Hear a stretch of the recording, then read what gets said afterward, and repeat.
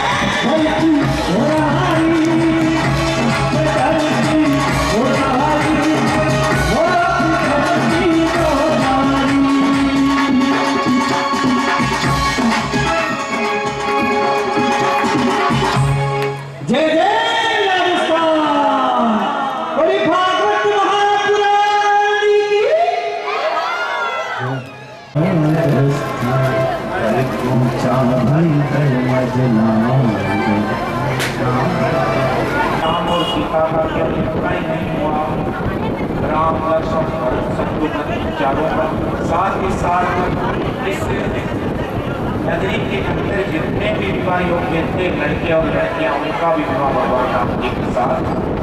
श्री राम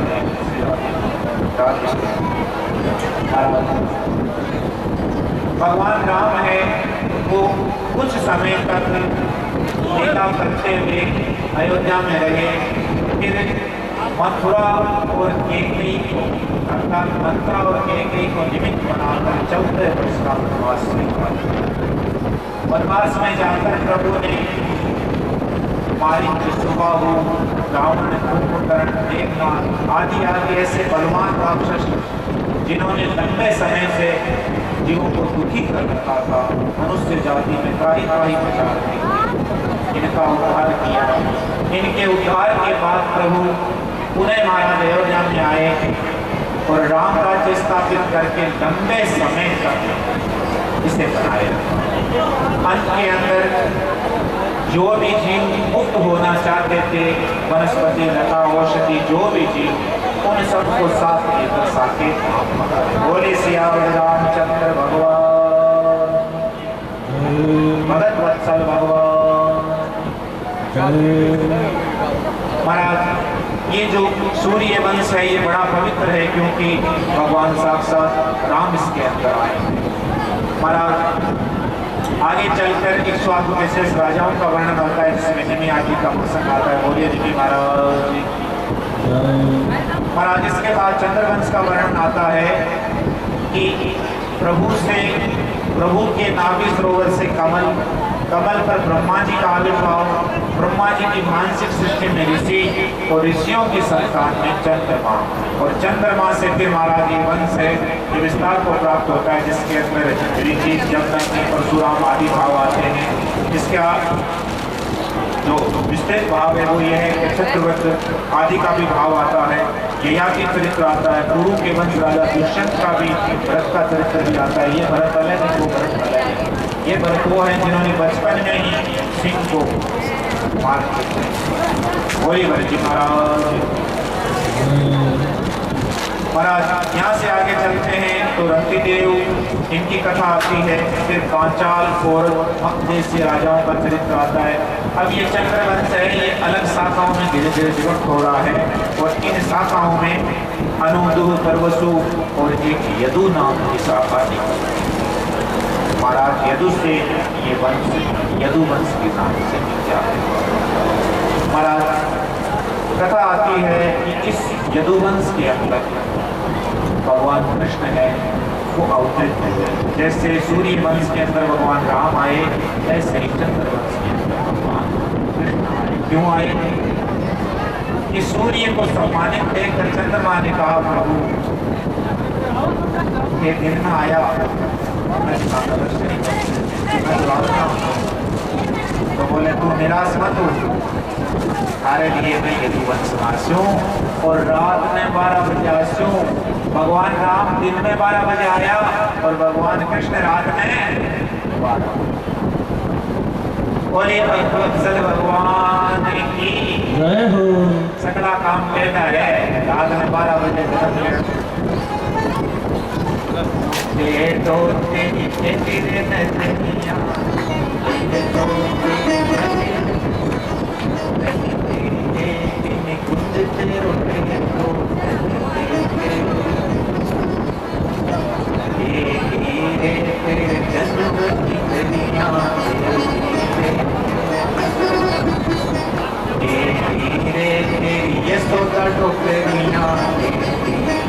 यशोदा सीधी नहीं। बोलिए भगवान की। तो आइए ये जो भगवान के जन्म का भाव ऐसे प्राप्त करते हैं। एक समय की बात है कि पृथ्वी के ऊपर दुष्टों के कारण पृथ्वी को दुखी होकर वो रूप धारण करके ब्रह्मा जी के पास जाना पड़ा। ब्रह्मा जी पृथ्वी को लेकर क्षीर सागर प्रभु के दर्शन तो नहीं हुए, पर ब्रह्मा जी को आभास हो गया समाधि में। वही बात ब्रह्मा जी ने सबको कह सुनाई। देवों से कहा कि प्रभु को पृथ्वी के दुख का पहले से ही पता है, इसका दुख मिटाने के लिए वे अवतरित होना चाहते हैं, हिंदुकुल में अवतार लेंगे और तुम उनकी लीला में सहयोग करने के लिए वहां पर जाकर। ऐसा ही हुआ। इधर महाराज राजा आहुति की 2 संतान, एक का नाम देवक है और एक का नाम है उग्रसेन। उग्रसेन का लड़का है कंस, जो बड़ा दुष्ट है, जिसने महाराज अपनी उग्रता को प्रकट करते हुए अपने पिता को ही कारागार में डाल दिया। परंतु ये देवकी से बड़ा स्नेह रखता है। देवकी इसकी चचेरी बहन है। देवकी की 6 बहनें पहले वसुदेव जी को दी गई है, ये 7वीं भी वसुदेव जी को दी गई। महाराज कथा आती है कि अपनी बहन को विदा करने के लिए स्वयंवर लेकर जा रहा है। रास्ते में आकाशवाणी हुई और आकाशवाणी ने कहा कि वे दुष्ट कंस जिस देवकी को तुम बड़े चाव से रथ में बैठा कर पहुंचाने जा रहा है, इसके गर्भ की 8वीं संतान दुष्ट का प्रेम ऐसा ही होता है, जहाँ पर स्वार्थ की पूर्ति ना हो उसका प्रेम बदल जाता है। कंस तलवार लेकर देवकी को मारने के लिए उद्यत हो गया। वसुदेव जी ने साम दाम दंड भेद आदि नीतियों से समझाया और कहा कि हे राजा, एक तो ये कन्या स्त्री है, दूसरी न्योदाता है, अभी इसका विवाह हुआ, और तीसरे आपकी बहन है। ऐसी अवस्था में आप यदि इसकी हत्या करेंगे, इसका वध करेंगे, तो आपकी कीर्ति मैं आपको वचन देता हूँ कि इसके जो संतान होगी मैं आपको दूंगा। क्यों कि आपको देवकी से जो खतरा है नहीं, इसके संतान से, इसके गर्भ से खतरा है, तो मैं आपको महाराज कंस ने बात को स्वीकार किया। वसुदेव देवकी को जाने दिया, इनकी हत्या नहीं की। महाराज आगे कथा आती है कि नारद जी ने आकर जैसे कहा कि विष्णु तुम्हें मारना चाहता है, वहीं देवकी वसुदेव आदि के रूप में देवताओं के रूप में प्रकट हुआ है। ये बात सुनते ही कंस ने बंदी बना लिया। महाराज कारागार में समय बीता। एक संतान, दूसरी, तीसरी, चौथी, 5वीं, 6ठी और 7वें संतान के रूप में संकर्षण भगवान की आज्ञा से इन्हें माता, दूसरी जो माता है वसुदेव जी की 13 पत्नियां तो लगभग वर्णित है, उनमें रोहिणी नाम की पत्नी है। ये गर्भ यहाँ से वहाँ पहुँचा। भगवान की आज्ञा से योग माया ने भी नंद जी के यहाँ जाकर महाराज कथा आती है कि अष्टम गर्भ का तेज देखकर कंस समझ गया कि वसुदेव देवकी में ऐसा तेज है कि विष्णु आएगा। ये प्रतीक्षा करने लगा। समय बीता, भगवान पहले चतुर्भुज रूप में आए, सारा वृत्तांत कह सुनाया कि पीछे की जन्म में सृष्टि के आरंभ में तुमने तपस्या की सी, मुझ जैसा पुत्र मांगा था। मैंने विचार किया मेरे जैसा पुत्र दूसरा नहीं है, तो मैंने ही तुम्हारा पुत्र बनना स्वीकार किया। वामन रूप में यही थे। ये तीसरा भाव है, मेरे प्रति ब्रह्म और भगवत भाव, अर्थात पुत्र और ब्रह्म भाव दोनों रखना, ताकि मुझे ममता भी मिले, तुम्हारा कल्याण। महाराज भगवान अंतर्ध्यान हो गए और बाल रूप से उनका तेज आ गया। देवताओं ने उनकी स्तुति की, बोलिए भरत वत्सल भगवान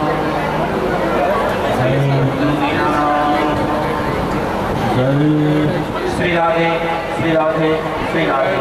महाराज कथा आती है कि 8वां जो गर्भ है वो प्रकट हुआ और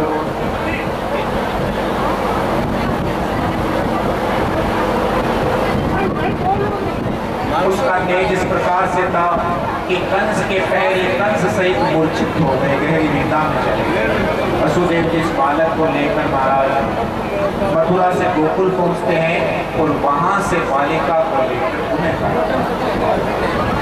ध्यान दीजिएगा, ये भगवान का कारागार का जन्म हुआ और हमारे यहाँ पर क्या है कि उत्सव मनाया है। क्यों? कि भगवान का उत्सव कारागार में नहीं मनाया, वहाँ तो केवल जन्मे और वसुदेव की निमित्त से यमुना आदि को दर्शन देते हुए चले गए। इधर ये कन्या आई, जैसे कंस को पता चला भगवान आए तो बंधन खुल गए और कन्या अर्थात माया आई तो बंधन यथास्थिति आ गए। कंस को चेतना आई, कंस दौड़ कर आया क्योंकि प्रतीक्षा कर रहा था, भागता दौड़ता गिरता आया। आओ देखा ना ताओ देखा बच्ची को लेकर यशोदा कहती रही, राधे देवकी कहती रही, भैया ये तो आपके पुत्र वधू समान है, आपकी पुत्री, भला इससे आपको क्या करता। उसने आओ देखा बालिका को लेकर जैसे मारना चाहा, सीधा पर पटक कर प्राण निकालने चाहे, कोई साधारण बालिका थी नहीं, अष्टभुजा से प्रकट हो गई। बोलिए दुर्गा मैया जय हो, भद्र काली माता। और कार्य दुष्ट मूर्ख, तुझे मारने से क्या होगा, तुझे मारने वाला तेरे पिछले जन्म का शत्रु, पिछले जन्म में कालने की राक्षस था, भगवान अजित के हाथों से मारा गया था, प्रतिशोध के भाव से कंस बना। तेरे पिछले जन्म का शत्रु किसी स्थान पर प्रकट हो गया है, अब व्यर्थ में बालकों की हत्या ना कर, इतना करेगा। अब कंस बड़ा रोया, उसने कहा कि मनुष्य ही नहीं देवता भी झूठ बोलते हैं। मैंने तो देवताओं को सच मानकर, क्योंकि आकाशवाणी का विषय वो देवताओं को मानता है, जबकि पता नहीं है उसे कि आकाशवाणी के वक्ता स्वयं भगवान।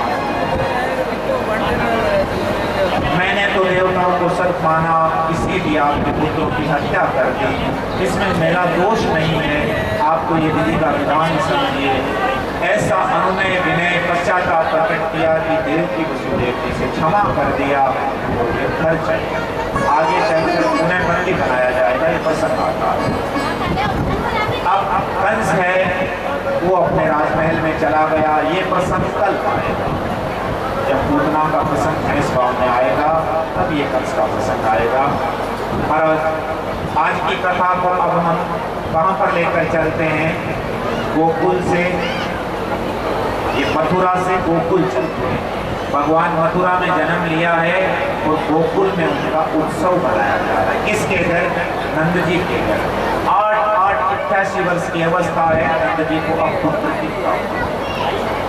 तो महाराज बड़ा आनंद, इसे बोलते हैं नंद उत्सव। क्या बोलते हैं? इसे वसुदेव उत्सव नहीं बोलते कि वसुदेव जी ने देव ने, इसे नंद उत्सव बोलते हैं। भगवान नंद जी के घर खाली जन्म लियो है, पड़जार महाराज मौज मस्ती उत्सव है वो प्रारंभ। तो आपने भगवान कृष्ण है झांकी के रूप में दर्शन देने आया है, आप सब उत्सव मनावाना ध्यान दीजिए। आप सब बैठा रहिए ताकि व्यवस्था नहीं बिगड़े। नाच कूद कर सी केवल पे आका जैसे बाकी आप बैठा रही जो राधे राधे। इससे पहले एक विशेष सूचना कि गीता प्रेस की पुस्तकें हमारे यहाँ पर स्टॉल के रूप में आ गई है। तो भाई गीता प्रेस सेठ जी को ये वास्ते शुरू कर रहे है ताकि घर घर में सत्संग की बातें हो गए, सत्ता की गीता की महाराज सामा पिस्सा लगा गीता प्रेस सेवा कर रही कमाई नहीं कर ये वास्ते में। तो आपने जननी देता सरकार सत्संगी रणजीत सिंह जी सत्संगी बहुत ही अच्छे भावों आ सेवा करे ताकि लोगों तक पहुंचती रहे। पर सेवा थाने का है कि आप फ्री दांजना सेवा यहाँ तो सेवा होगी नहीं। माने स्वामी जी यहाँ माने के पुस्तक घर में पड़ी लाभ करे, पढ़े तो लाभ करे ही है, बाकी पड़ी भी लाभ। तो भाई आप सब है ना पुस्तक कोई भी सामग्री मान लो कान तुलसी की माला चाहिए, चंदन चाहिए, पुस्तक चाहिए तो आप खरीदो। इससे कहीं कि थारे घर में तो अच्छी चीज होगी और थारा 2 रुपया देने से सामने आदमी की जीविका चाली का वो सेवा करते रहे। तो ऐसे काम बनते रहे तो सामने स्टॉल ला दिए। दूसरी बात आप कोई विशेष छूट दिलानी चाहे कि भाई आज आपके सामने दे दो ऐसो भी कहीं जगह हमें तो आप बांट दो तो ऐसो भी है तो आप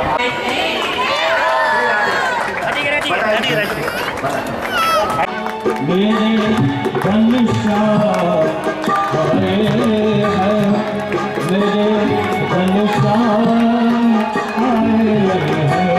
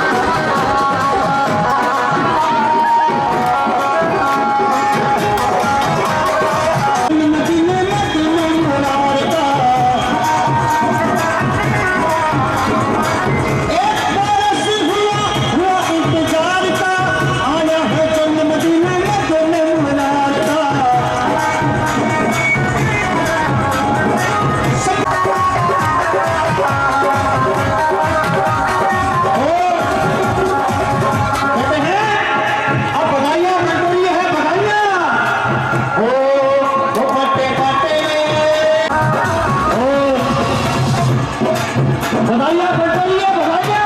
ओ बधाई सारे बधाई सारे पाकिस्तान, बधाई सारे पाकिस्तान, बधाई सारे पाकिस्तान, बधाई सारे पाकिस्तान। ओ यशोदा मके जागना बधाई सारे पाकिस्तान।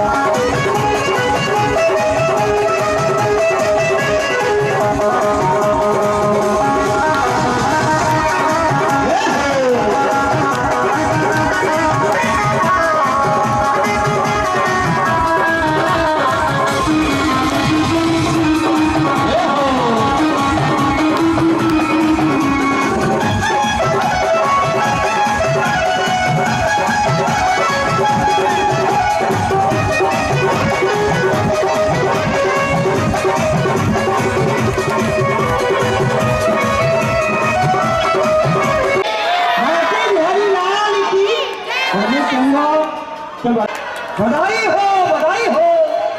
करिए एक और बधाई करेंगे उसके बाद में।